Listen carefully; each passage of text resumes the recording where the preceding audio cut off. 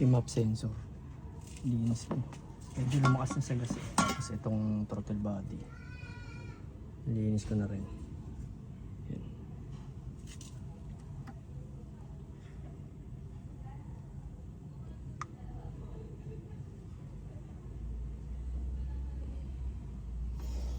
Sobrang dumi niya kanina. Hindi nakalas ko. Hindi na ako nakapag-video. Kalimutan. So ibabalik na natin ito.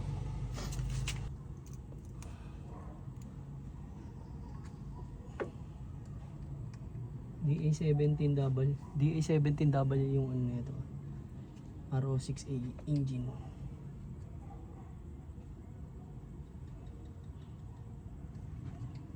Mga basic maintenance lang. Tapos balik natin itong 4 na tornilyo. Balik muna natin ito sa map.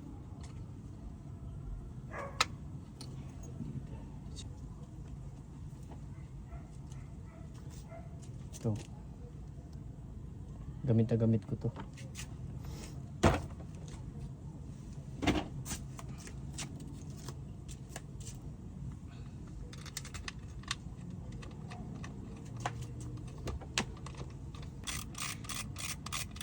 So pag higpit nyo ito, sakto lang dapat. So yan.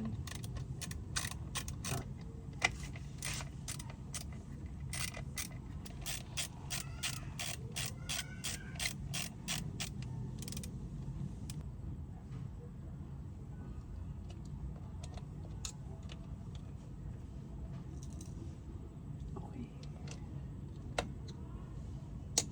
Okay.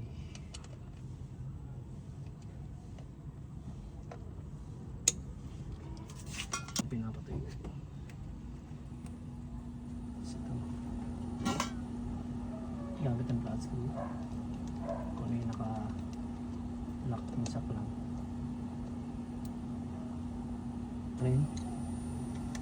Na.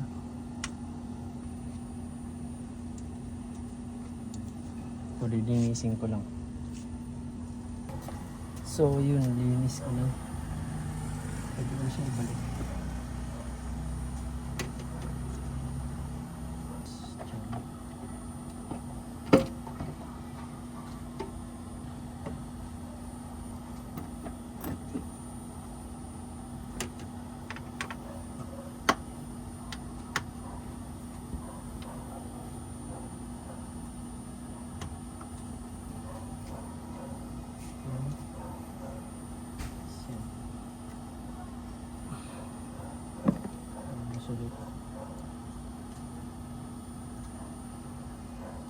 Ating waandar.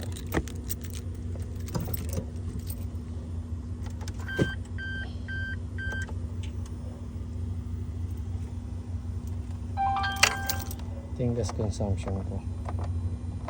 Lumadumi pa. So may reading ba ako? Wala yung reading. So mga ano yan, umabot ng 8. Sobrang lakas na sa gas. So try natin start.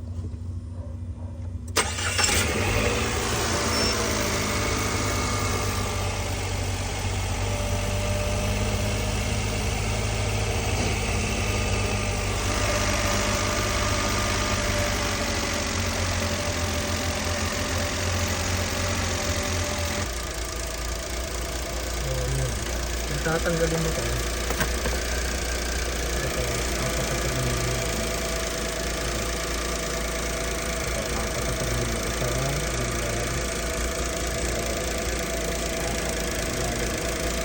For size 10. Tapos ito yung map sensor. Isang tornilyo.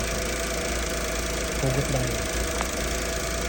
Kasi ito, pag natanggal mo itong 4 na ito, hugot lang din yun. Tapos may dalawang hose dun sa baba. Yung dinadaanan ng coolant. Tapos ito. Exhaust. Intake. Tapos ito. Pagkaling dito. Yun na. Bakit yun na. Tapos pwede mo yung dito. Ibabalik ko na lang muna itong mga to. Pause ko lang muna. Tapos hindi ko siya papatayin. Tuloy-tuloy pa rin. So ayan. Mapalo na ng 800 after mga ilang minutes din. So buksan natin aircon. Yan, automatic naman yung fan niyan eh.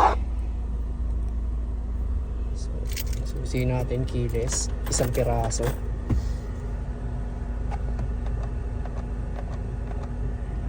Yan, 1000 RPM pag naka-aircon. So malalaman natin yan dito. Ito kasi yan, yung odometer ko, malaki na. Pero na-maintenance na to, na fully PMS na to. Pati ATF. Hindi napalitan ng builder eh, yung transmission oil. So maitim na siya. So yun, mga travel na baba na reset. Tapos ito yung sa ECU. Di bale, ito yung dyan siya nare-read yung per kilometer mo dun sa reading ng gas consumption mo. Tapos yan, dyan yung final na reading kung ilan yung gas consumption na per liter. So yun,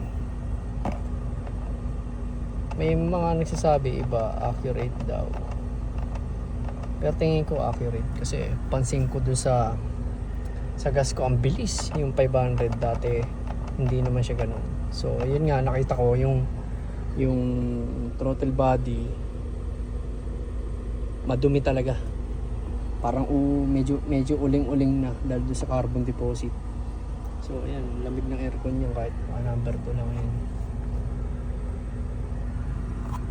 Number 1 ito lang ano eh, yan, malamig.